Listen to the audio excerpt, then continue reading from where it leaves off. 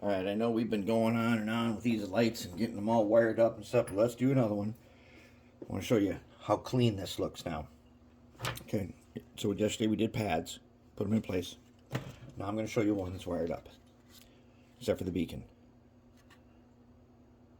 Very clean. That's what pads do. You can hardly tell.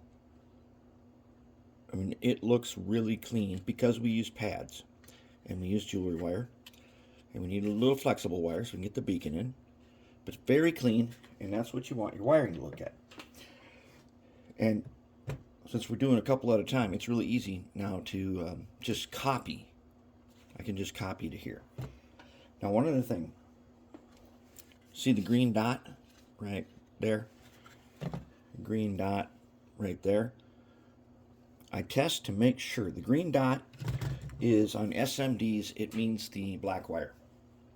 And I need to know that so I know which one is going to go down. They're wired in series. So I put the green dot, tells me where to go, wire them in, nice and clean, good to go.